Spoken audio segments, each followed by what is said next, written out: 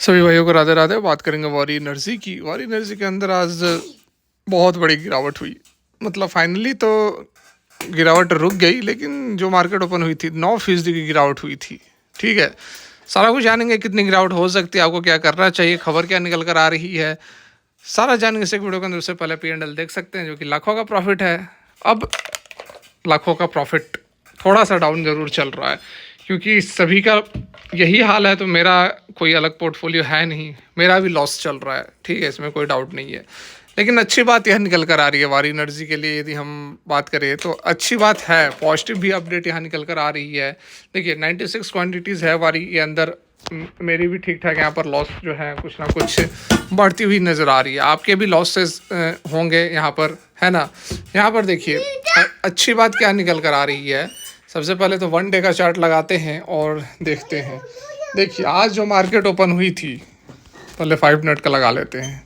यहाँ देखिए मार्केट जो ओपन हुई थी, यहाँ पर ओपन हुई थी आज लगभग 2088 पर। मार्केट मतलब वारी की बात कर रहा हूँ, 2088 पर ओपन हुई थी। और ओपन होने के बाद और भी इसने एक बॉटम बनाया। ठीक है, अच्छा खासा एक बॉटम बना दिया। कितना का बॉटम बनाया, तो यहाँ पर आप देख सकते हैं लगभग लगभग जो है 2028-2030 के आसपास का बॉटम बनाया। उसके बाद रिकवरी भी हुई। और ये एक अच्छी खबर निकल कर आ रही है, अच्छी बात निकल कर आ रही है कि वारी एनर्जी ने अच्छी खासी रिकवरी की है। और एक जो कैंडल बन रहा है वो काफ़ी यहाँ पर कह सकते हैं कि एक आशावादी कैंडल है।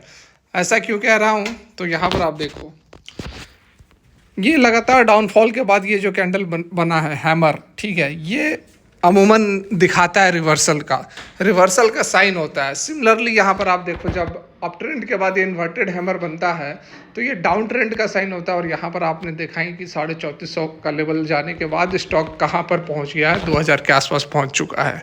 तो अब ये डाउनफॉल के बाद जब ये इन्वर्टेड हैमर जब बनता है तो ये भी एक रिवर्सल होता है। तो यहाँ पर हम होप कर सकते हैं कि कुछ तेज़ी आए, कुछ रिवर्सल आए, क्योंकि 2% की गिरावट के साथ यहाँ पर क्लोज हुआ। और बाकी अदर स्टॉक्स आप देखो तो ठीक ठाक यहाँ पर 3%, 4%, 3 से 4% के बीच में एवरेज मैक्सिमम स्टॉक्स जो है आज के डेट में क्लोज हुए हैं। लेकिन वारी एनर्जी जो है लगातार वीक होने के बावजूद जो है 2% पर क्लोज हुआ है, जो कि यहाँ पर स्ट्रेंथ को दर्शा रहा है कि जो इन्वेस्टर्स हैं, जो प्लेयर्स हैं, वो एक्टिव हुए हैं, नीचे के लेवल पर जो है माल उठाए हैं और प्राइस को ऊपर की तरफ कुछ ना कुछ ऊपर की तरफ यहाँ पर खींचकर लाए हैं। ठीक है, 2% की गिरावट के साथ क्लोज हुआ है, जो कि एक अच्छी बात हम यहाँ पर ज़रूर कहेंगे, है ना।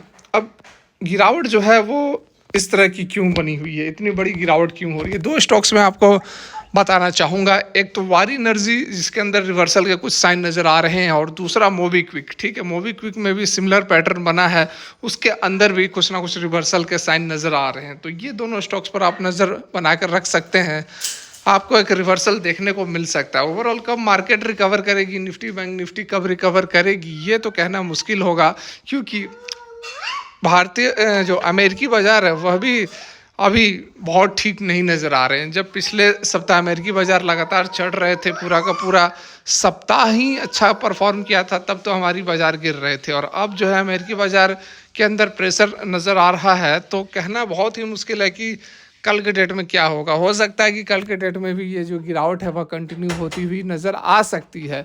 लेकिन वारी के अंदर कुछ लग रहा है पॉजिटिव साइन, कुछ पॉजिटिव मूवमेंट हमें देखने को मिल सकती है। यहाँ देखिए क्या कुछ अपडेट हैं। ट्रम्प पॉलिसी फियर, ठीक है, ट्रम्प पॉलिसी फियर के कारण ये जो गिरावट है वह देखने को मिल रहा है। आज के डेट में 9.5% गिरावट हुई, 2030 तक चला गया था। इन्वेस्टर जो है वह रिन्यूएबल एनर्जी स्टॉक से भाग रहे हैं।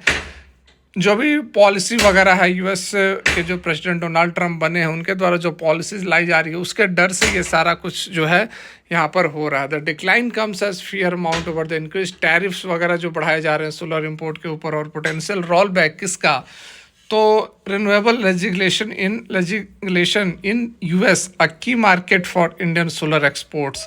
ब्रॉडर रिन्यूएबल एनर्जी सेक्टर जो है वह भी डाउन ट्रेंड में नज़र आ रहा है। अडानी ग्रीन एनर्जी भी 3% की गिरावट रही, प्रीमियर के अंदर 4.8% गिरावट रही, एनटीपीसी के अंदर 4.3% गिरावट रही, सुजलॉन भाई साहब 5% गिरावट के साथ 50 रुपये से नीचे, काफ़ी समय बाद 50 रुपये से नीचे सुजलॉन एनर्जी आता हुआ नज़र आ रहा है। मार्केट सेंटिमेंट जो है वह काफ़ी ख़राब नज़र आ रहे हैं, क्योंकि ट्रंप का जो एनर्जी पॉलिसीज़ है वो कॉन्ट्रास्ट बना रहा है जो कि बाइडेन एडमिनिस्ट्रेशन के द्वारा लिया गया था। एनालिस्ट अभी वार्न कर रहे हैं potential dismantling of the inflation reduction act,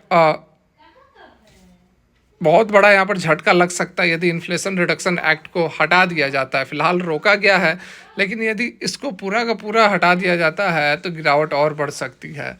renewable energy stocks की बात की जा रही है, ठीक है। देखिए, ट्रंप एंटिसिपेटेड जो फिर से उन्होंने स्टेटमेंट दिया था कि टैरिफ वगैरह हम बढ़ाएंगे सोलर इंपोर्ट के ऊपर, potential extended to south east Asia nation जिसमें इंडिया भी आता है। वाइल इंडियन फर्म जैसे कि वारी एनर्जी और प्रीमियर एनर्जी वो सेटअप कर रहे हैं अपनी फैसिलिटीज़ को यूएस में to hedge against this risk. Analyst cautious that rising cost and a global glut in solar module supply could compress margin, ठीक है।